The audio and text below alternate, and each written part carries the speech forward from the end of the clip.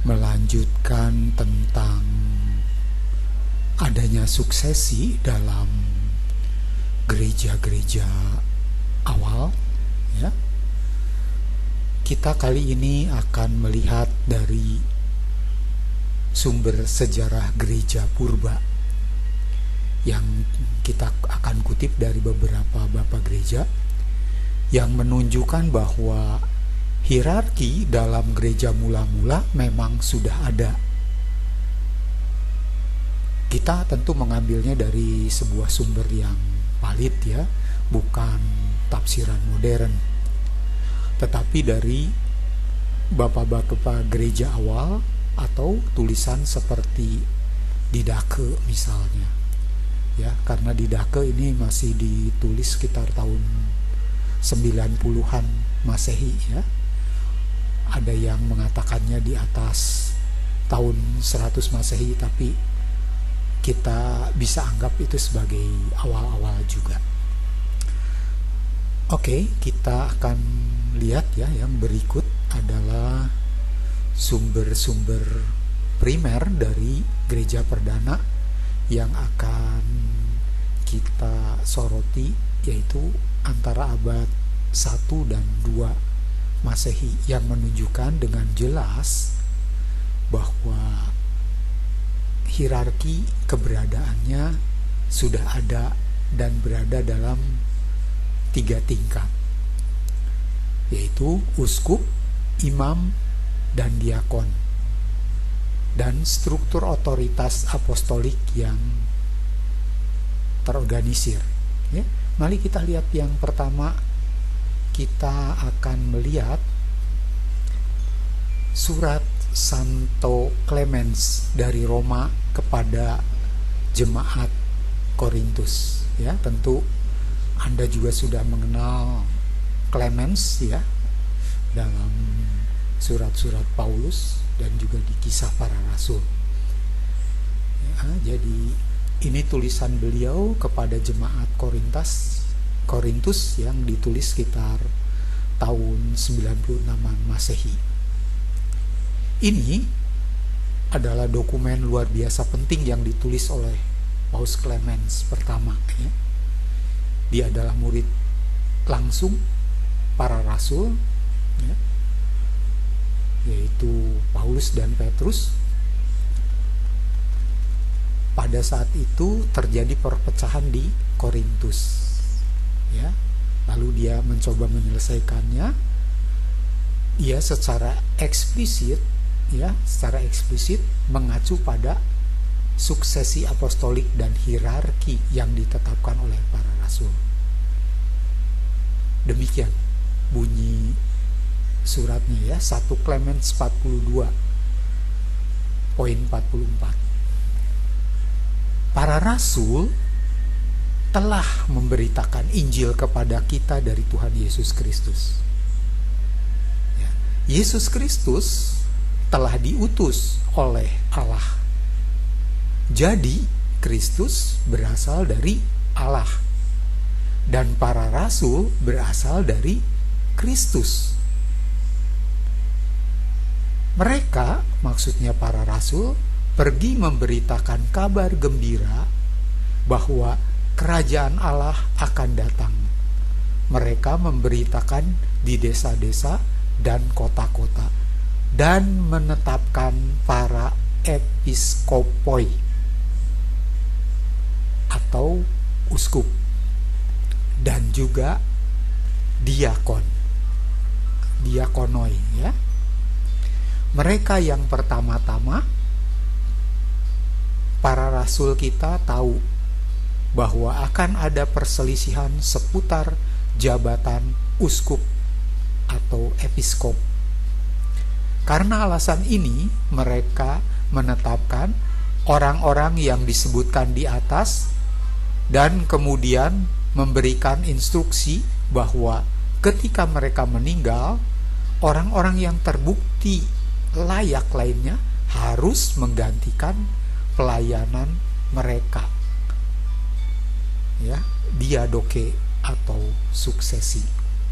Demikian kata Paus Clemens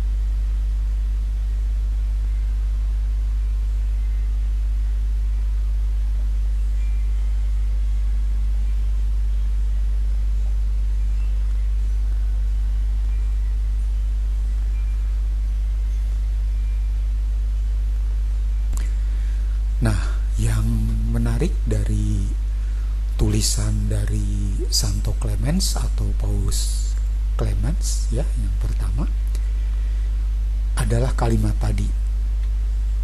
Mereka memberitakan di desa-desa dan kota-kota dan menetapkan para episkopoi dan diakonoi, yang mereka yang pertama-tama. Jadi para rasul kita tahu bahwa akan ada perselisihan seputar jabatan uskup atau episkop.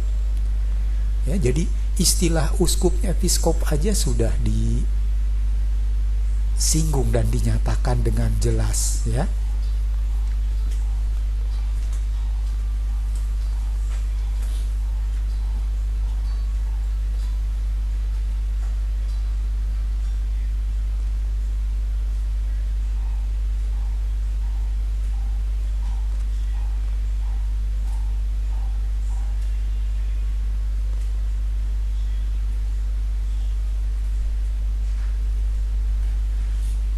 Lalu apa artinya bagi kita?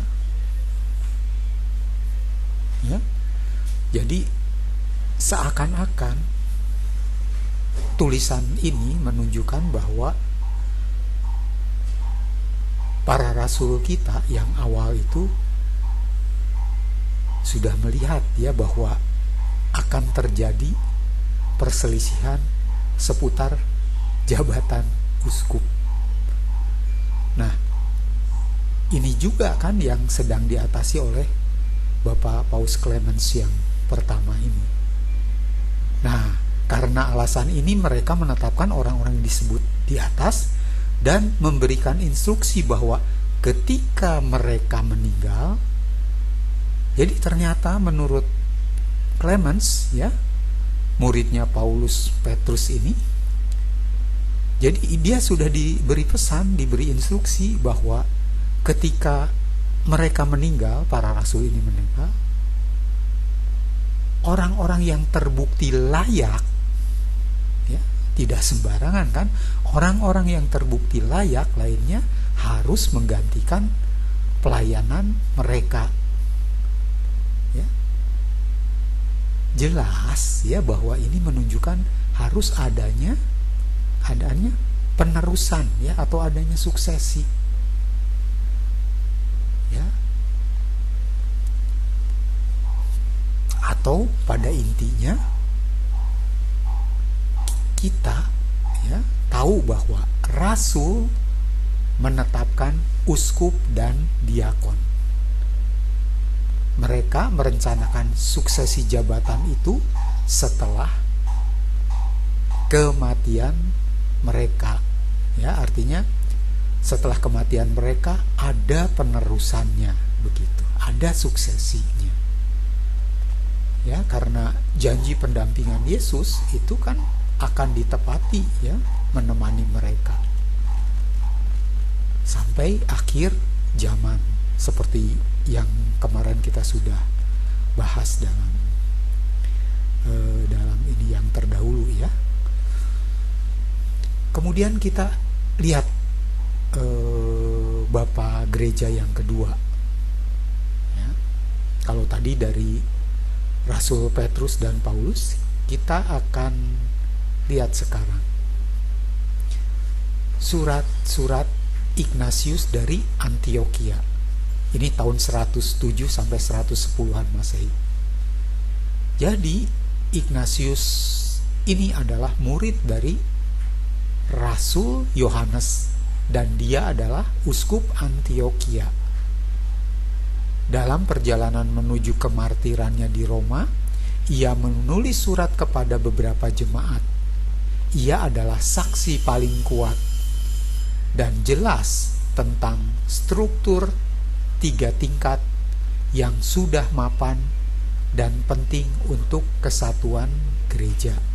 Jadi yang tadi pertama Paus Clement di tahun 90-an ya, ini 10 tahun kemudian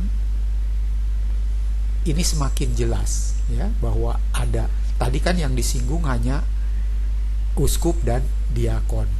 Nah, kita coba lihat suratnya kepada jemaat di Smyrna. Ikutilah semua uskup, episkopos, ya, sebagaimana Yesus Kristus mengikuti Bapa. Perhatikan, ya.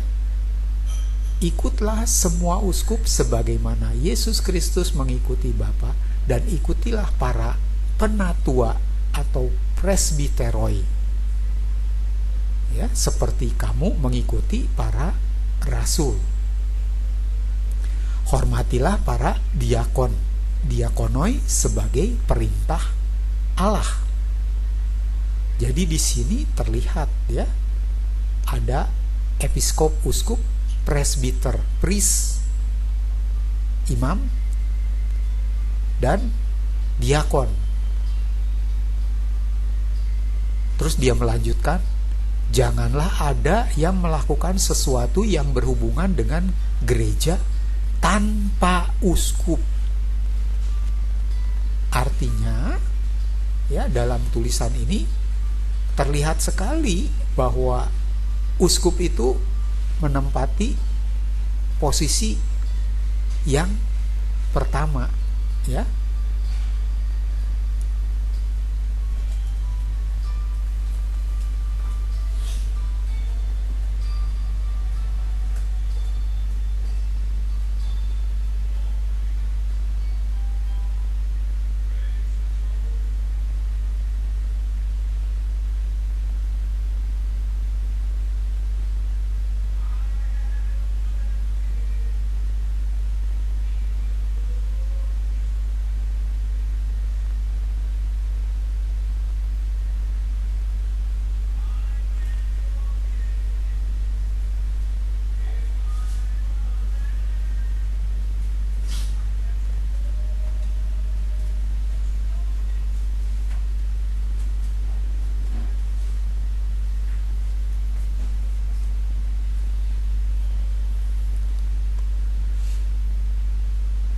Kemudian di surat yang lain, ya, yaitu surat kepada jemaat di Trales, yang tadi kepada jemaat di Smyrna,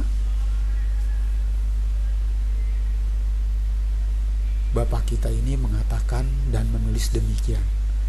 Demikian pula semua orang harus menghormati para diakon seperti kepada Yesus Kristus, sebagaimana mereka harus menghormati uskup sebagai gambaran Bapa, dan para penatua, presbiteros, sebagai majelis Allah dan sebagai persekutuan para rasul. Tanpa ketiga kelompok ini tidak ada yang dapat disebut gereja. Wah, ya. Jadi surat Ignatius kepada jemaat di Tralles ini jauh lebih kuat. Jadi tanpa ketiga kelompok ini tidak ada yang dapat disebut gereja. Jadi harus ada episkopos, presbiteros, dan diakonoi, ya. Atau dengan kata lain harus ada uskup, ada imam, dan ada diakon, baru bisa disebut sebagai gereja. Lalu tulisan beliau yang ketiga kepada jemaat di Philadelphia.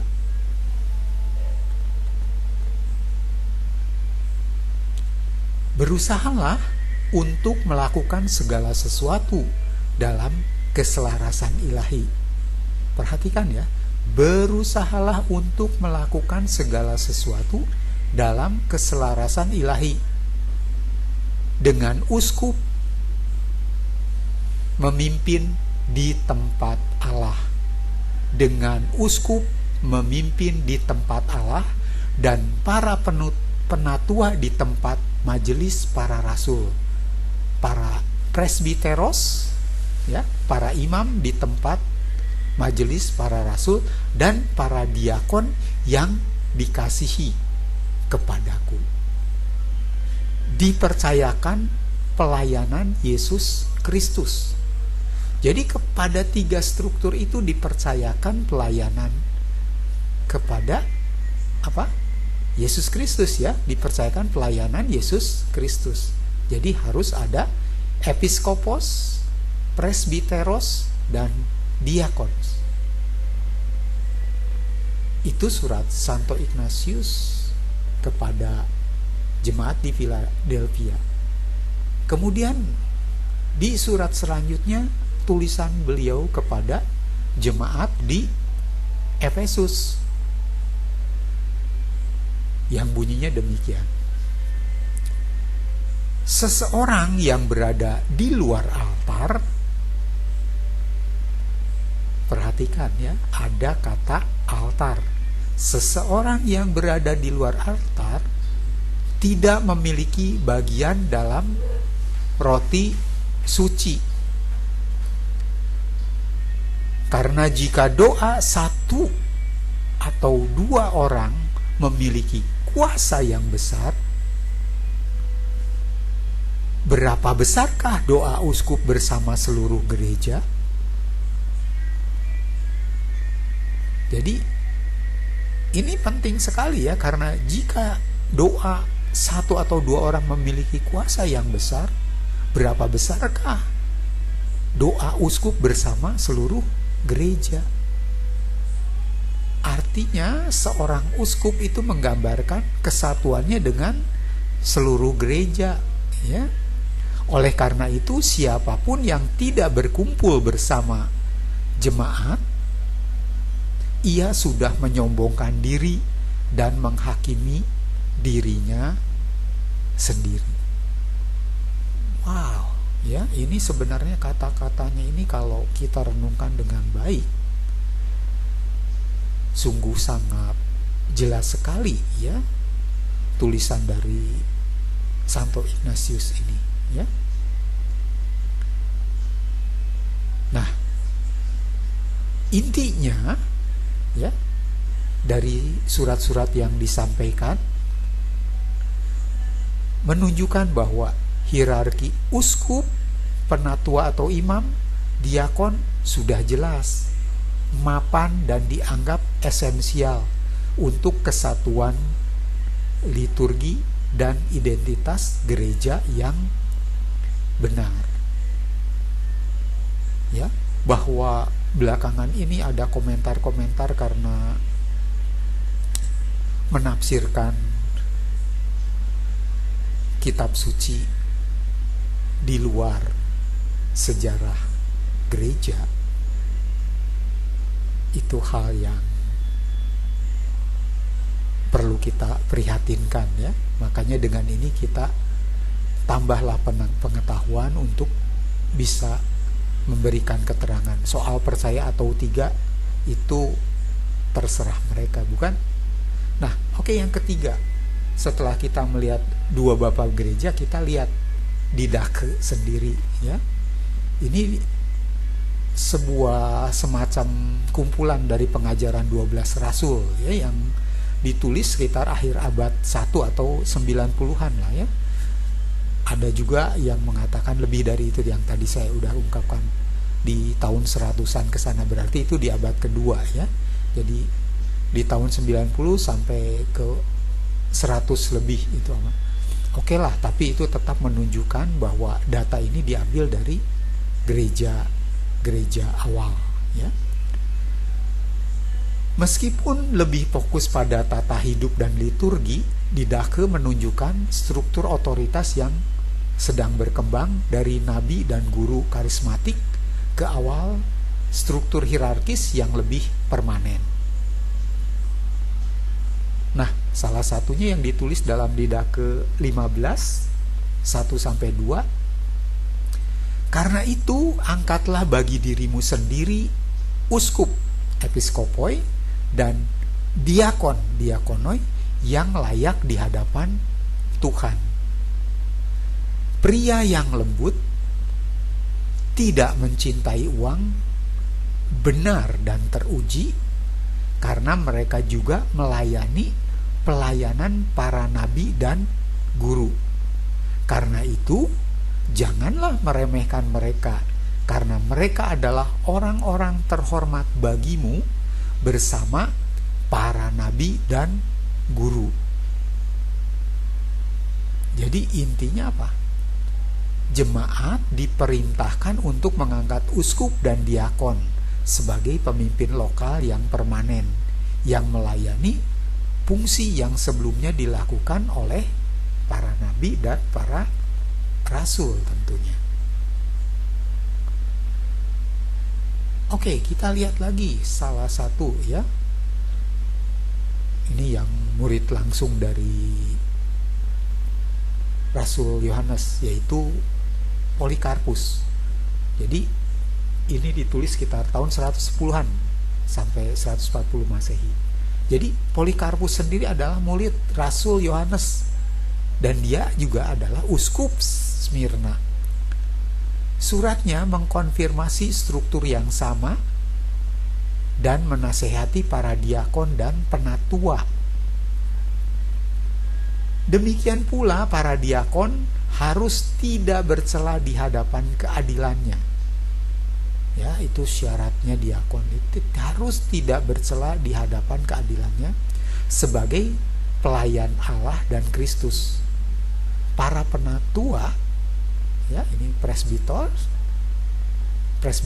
ya, presbiteros juga harus berbelas kasih, penuh belas kasihan kepada semua orang. Surat Polikarpus kepada jemaat di Filipi, ya, yang nomor 5 pasal 2 sampai 3. Ia juga memperingatkan tentang mereka yang memutarbalikan perkataan Tuhan yang disebut bidah, menunjukkan pentingnya otoritas pengajaran yang mapan. Ya, kita lihat ada juga yang lain, fragmen dari Hegesippus, ya, tahun 160-an sampai 180, dikutip oleh Eusebius. Hegesippus, seorang sejarawan Kristen Yahudi awal, melakukan perjalanan ke Roma dan membuat daftar silsilah uskup untuk menunjukkan kesinambungan ajaran yang benar. Ketika saya datang ke Roma, saya membuat daftar suksesi atau diadoche, ya, sampai kepada Anicetus, uskup Roma yang ke-10, yang diakonnya adalah Eleuterus, uskup Roma ke-12, dan kepada Anicetus digantikan Soter, dan setelahnya Eleuterus dalam setiap suksesi, ya, atau diadoche, dan di setiap kota keadaan tetap seperti yang diberitakan oleh hukum para nabi dan Tuhan. Itu dikutip dalam sejarah gereja Eusebius, ya, Romawi 4 22.3 oleh Hegesippus. Intinya apa?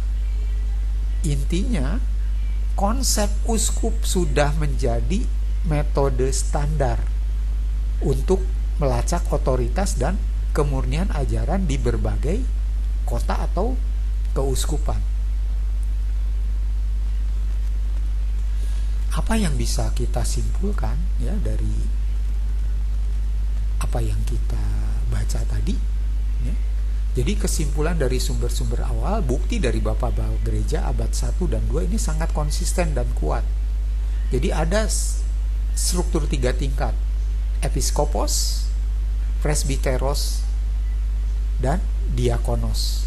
Ya, jadi kenapa tadi sudah kita tuliskan uskup, episkopos, penatua, presbiteros? Karena tulisan surat-surat mereka, ya, dalam bahasa Latin tulisannya memang seperti itu. Dalam bahasa Yunani, ya, maaf, saya revisi. Dalam bahasa Yunani ini, ya, episkopos, presbiteros, dan diakonos sudah eksis dan dianggap esensial untuk gereja yang sah. Uskup, ya, poin yang kedua, uskup memegang otoritas tertinggi dalam suatu komunitas keuskupan sebagai pemersatu. pemimpin liturgi Ekaristi dan penjaga ajaran yang benar. Suksesi apostolik ya bukanlah tafsiran modern ya, jadi atau orang-orang modern yang menafsir-nafsirkan sendiri karena kita hidup di zaman modern ini, bukan ya, melainkan praktek dan doktrin hidup sejak awal. Itu faktanya ya. Jabatan itu diteruskan melalui penumpangan tangan dari para rasul kepada penerus mereka ya, uskup, seperti yang secara eksplisit dinyatakan oleh Clemens dari Roma ya. Dia juga murid rasul ya, juga di Polikarpus ya, juga Ignatius dari Antioquia, dan secara implisit dipraktekkan dengan daftar suksesi yang dicatat oleh Hegesippus. Jadi struktur ini dilihat sebagai penggenapan dan kelanjutan dari tatanan yang ditetapkan oleh para rasul sendiri, sebagaimana tertulis dalam Perjanjian Baru.